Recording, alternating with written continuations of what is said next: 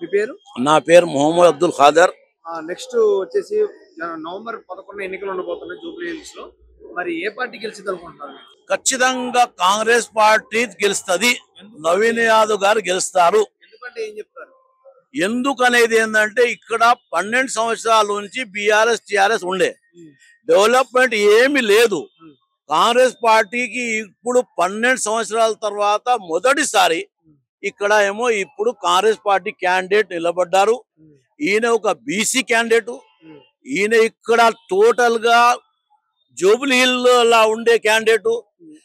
15 సంవత్సరాల నుంచి ఇక్కడ ఈయన నవీన్ యాదవ్ గారు చాలా ప్రజలకు అందుబాటులో ఉండి చాలా పనులు చేశారు.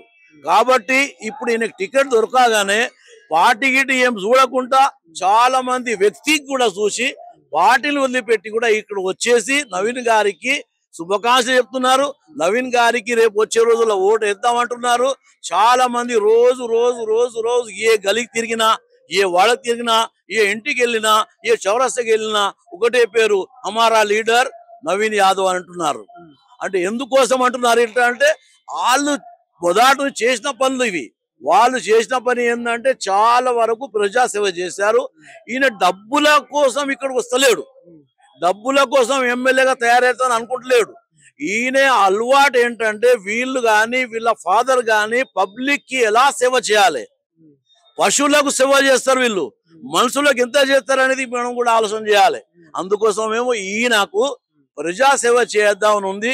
రేపు ఈ ఎమ్మెల్యే లేకున్నా, ఇంతకు ముందు ఎమ్మెల్యే లేడు, లేకుంటే కూడా ఇంట్లో కూర్చోలే.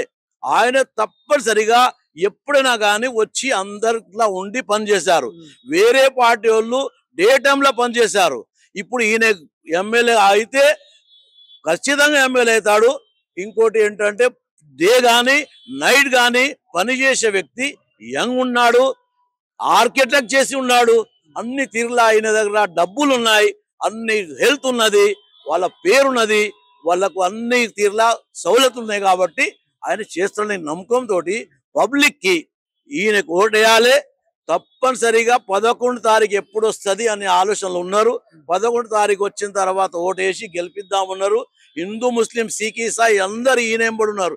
వేరే చిన్న చిన్న పార్టీలు కూడా ఇంట్లో కలిసి ఇప్పుడు దీనికి పని చేద్దామని అనుకుంటున్నారు. 11 తారీఖు వెయిటింగ్ లో ఉన్నారు. గతంలో నవీన్ యాదవ్ 2 సార్లు ఒక ఎంఐఎం పోటీ నుంచి చేశారు, ఇండిపెండెంట్ గా పోటీ చేశారు. 2 సార్లు ఓడిపోవడం జరిగింది ఇదే నియోజకవర్గం నుంచి. ఇదే నియోజకవర్గం మళ్ళా పోటీ చేస్తున్నారు, గెలిచే అవకాశం ఉందా? ప్రజలు పట్టించుకుంటారా? ప్రజలు తప్పనిసరిగా పట్టించుకుంటారు. ఎందుకంటే సానుభూతి అనేది 2 సార్లు ఆయన ఖచ్చితంగా పోటీ చేశాడు, ఓడిపోయాడు. ఒకసారి అయితే 4-5 ఓట్ల వేలతోటే పోయాడు. అందుకోసం ఇప్పుడు వేరే వాళ్ళు సానుభూతి అని ఆమెను నిలబెట్టారు, కాంటాక్ట్ చేశారు. కానీ వాళ్ళు కూడా క్యాండిడేట్ ను మార్చుకునే పొజిషన్ ఉన్నది. ఎందుకంటే సానుభూతి వస్తలేదు, సానుభూతి కలుస్తలేరు. ప్రాబ్లం పబ్లిక్ ఏం కావాలి, వాళ్ళకు కావలసినటువంటి వ్యక్తి కావాలి, వాళ్ళకు డెవలప్మెంట్ కావాలి. సానుభూతి దగ్గర సానుభూతి ఉంటది, కానీ వాళ్ళకు కావాల్సిన డెవలప్మెంట్ కావాలంటే ఇప్పుడు కాంగ్రెస్ గవర్నమెంట్ ఇక్కడ ఉంది. నవీన్ యాదవ్ గారు కాంగ్రెస్ టికెట్ వచ్చింది, ఆయన గెలిస్తే మాత్రం ఇక్కడ తప్పనిసరిగా డెవలప్ అవుతుంది అని అనుకుంటారు. అంటే 3 సార్లు మాగంటి గోపీనాథ్ గారు గెలవడం జరిగింది, మొన్న కూడా గెలిచి 3వ సారి. మరి ఏ డెవలప్మెంట్ లేకుండా 3 సార్లు గెలిచారా మాగంటి గోపీనాథ్ గారు? అదే అంటున్నాం కదా. ఇప్పుడు ఈ గుండెల పార్టీ వీళ్ళు అంటున్నారు, మరి గుండెల పార్టీ ఆయన గెలవడానికి ఎట్లా ఛాన్స్ వచ్చింది? గుండెల పార్టీ అంటున్నారు, ఎట్లా ఛాన్స్ ఇది అంటే దొంగ ఓట్లు అంటున్నారు. దొంగ ఓట్లతో గెలవచ్చు, ఎవరికెరక? వాళ్ళ దొంగ ఓట్లు వాళ్ళే గుర్తుపడుతున్నారు. ఇక్కడ దొంగ ఓట్లు అవసరం లేవు. ఇక్కడ నవీన్ యాదవ్ కి ఉన్న ఓట్లు ముస్లిం మద్దతు మొత్తం ఉన్నది, యాదవ్ల మద్దతు ఉన్నది, బీసీల మద్దతు ఉన్నది, తర్వాత క్రిస్టియన్ల మద్దతు ఉన్నది, ఇంకో సిపిఐ మద్దతు ఉన్నది, సిపిఎం మద్దతు ఉన్నది. కాబట్టి తప్పనిసరిగా 1,00,000 పైన మెజారిటీ తోటి గెలిచే అవకాశం కనిపిస్తుంది. రోజు రోజు ఇంత పెరుగుతుంది మెజారిటీ, కానీ తగ్గుతలేదు. ఆయన ఇటువంటి వ్యక్తికి అంత ప్రభుత్వం తెలంగాణలో కూడా ఇటువంటి వ్యక్తులకు టికెట్ ఇస్తే చాలా బాగుంటది.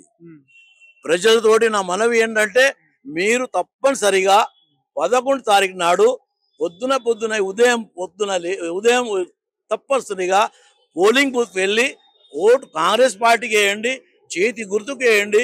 రేవంత్ రెడ్డి గారికి అందుతుంది, సోనియా గాంధీకి అందుతుంది, ప్రియాంక గాంధీకి అందుతుంది, రాహుల్ గాంధీ గారికి కూడా, ఖడ్గే గారికి కూడా చేతులు గట్టిగా చేయాలి.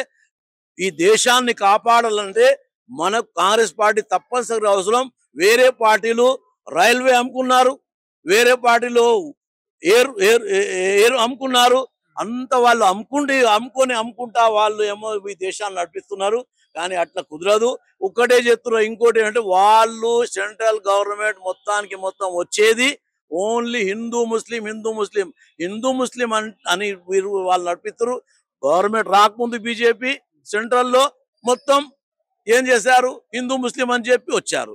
వచ్చిన తర్వాత మళ్ళీ అది గవర్నమెంట్ కాపాడుకోవాలంటే మళ్ళీ అదే పని చేస్తున్నారు. అట్లా చేస్తే ఏం లాభం?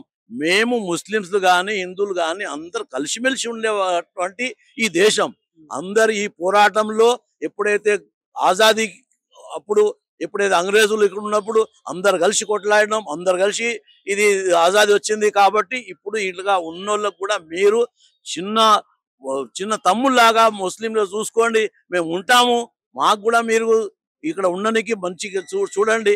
ఎందుకు ఉన్నామండి మీతోటి, మీతో ఎప్పుడన్నా ప్రాబ్లం అయిందా? ఇక్కడ ప్రాబ్లం చేసినామా? ఎన్నటికన్నా కానీ ఇప్పుడు మీరు చూశారు పాకిస్తాన్ తోటి యుద్ధమైనప్పుడు కర్నల్ సూఫియా ఖురేషి ఏం చేసింది? పాకిస్తాన్ కి ఎంత వెనుక చేసి పడేసింది అంటే సూఫియా ఖురేషి ముస్లిమే కదా. అందుకోసం మేము ఎప్పుడు కానీ దీనికి మన భారతదేశాని కోసం మేము మా మద్దతు ఎప్పుడు ఉంటుంది. మాకు కావాలంటే మా రక్తం ఇస్తాం, మా జీవితం కూడా ఇస్తాము. కాబట్టి మీరు కాంగ్రెస్ ప్రభుత్వం మీద చాలా వ్యతిరేకత ఉంది. బస్ ఛార్జెస్ కానీ లేకపోతే పథకాల మీద లేకపోతే హైడ్రా మీద ఎలాంటి డెవలప్మెంట్ లేదన్నట్టుగా చెప్తున్నారు. రైతుల దాని మీద కూడా ఉందని చెప్తున్నారు. మరి వ్యతిరేకతలో నవీన్ గెలిచే అవకాశం ఉంది? వ్యతిరేకం ఏం లేదండి. ఇంతకు ముందు అసలు రియల్ ఎస్టేట్ అనేది నడుస్తుండే. రియల్ ఎస్టేట్ వాళ్ళు 10 రూపాయల వస్తువుకు 1000 రూపాయలు చేసి పడేశారు. ఇప్పుడు కావాలంటే డబ్బులు యాంచలు రావాలి. ఇప్పుడు బస్సు అంటున్నారు, బస్సు అయితే ఫ్రీ కదా, అమ్మాయిలకు మహిళలకు బస్ ఫ్రీగా దొరుకుతుంది. చార్జెస్ పెంచారు కదా మిగతా వాళ్ళు. చార్జెస్ ఎవరు పెంచారు? చాలా మంది మన లేడీస్ మహిళలే కదా తిరిగేది బస్సులలో. వేరే వాళ్ళైతే ఏం తిరుగుతారు, మొగలు ఏం తిరుగుతారు, వాళ్ళకి ఎక్కువగా డిస్టిక్ ఉన్నది. డిస్టిక్ నుంచి మహిళలు మొత్తం హైదరాబాద్ రావాలంటే ఒక కార్ తీసుకొని రావాలి. కార్ తీసుకొని రావాలంటే 5000 ఖర్చు అవుతుంది ఇక్కడ డిస్టిక్. ఇప్పుడు ఫ్రీగా వస్తున్నారు, ఫ్రీగా వెళ్తున్నారు. ఇప్పుడు ఇక్కడ లోకల్లో పనిచేసే వాళ్ళు ఈ ఒక బస్తీలో ఉండేది ఇక్కడ జాబ్ చేసేది అక్కడ రావాలి పోవాలంటే 300 రూపాయలు ఖర్చు. మీరు ఒక మాట అన్నారు గవర్నమెంట్ దగ్గర డబ్బులు అని. మరి మీ దగ్గర డబ్బులు అని తెలిసి ఫ్రీ బస్ ఎలా ఇచ్చారు? మీ గవర్నమెంట్ అంటే ఏం చెప్తారు? ఏమన్నారు? గవర్నమెంట్ దగ్గర డబ్బులు గత ప్రభుత్వం అప్పులు చేసేయాలని చెప్పారు. మరి ఈ ప్రభుత్వం ఎలా ఇచ్చింది పథకాలు? ఫ్రీ బస్ ఎలా ఇచ్చింది? ఏ హామీతో ఇచ్చింది? ఇప్పుడు వాళ్ళకి ఏం తెలుసు? మొత్తం వీడ ఖాళీ చేసిపోయిన తెలియదు కదా. ఉన్న దాంట్లోనే ఇవ్వాలి. ఇప్పుడు వాళ్ళేమో ఎంత ఏదో డెవలప్మెంట్ చేసారు, వాళ్ళ ఇంటి నుంచి తీసుకొచ్చి చేశారా? వాళ్ళు ఇంటి నుంచి తీసుకొచ్చి కాదు కదా, వాళ్ళు చేసింది కూడా దీంట్లో చేశారు. మీరు అట్లా లెక్క కడితే వాళ్ళ గురించి మాట్లాడితే వాళ్ళు గవర్నమెంట్ రాకముందు వాళ్ళ దగ్గర ఏముండే, ఇప్పుడు వాళ్ళ దగ్గర ఏమున్నది అని లెక్కేయండి. ఒకసారి సిబిఐని పంపించండి, ఈడీని పంపించండి, తెలుస్తుంది వాళ్ళ దగ్గర ఏముండే, ఇప్పుడు ఏమున్నది. కాంగ్రెస్ వాళ్ళ దగ్గర ఏమున్నది, రాహుల్ గాంధీ దగ్గర ఏమున్నది. రాహుల్ గాంధీ అంటే మామూలు కాదు. రాహుల్ గాంధీ దగ్గర ఉన్నటువంటి ఆస్తి ఆ లెక్కేస్తే ఇక్కడ ఉన్న ఆస్తికి లెక్కితే ఆయన 1 రూపాయి ఉంటే వీళ్ళ దగ్గర 1,00,000 రూపాయలు ఉన్నాయి. రాహుల్ గాంధీ పైసల కోసం కాదు చేసేది, వాళ్ళు చేసేది ఈ దేశానికి బాగా చేయాలని చేస్తారు.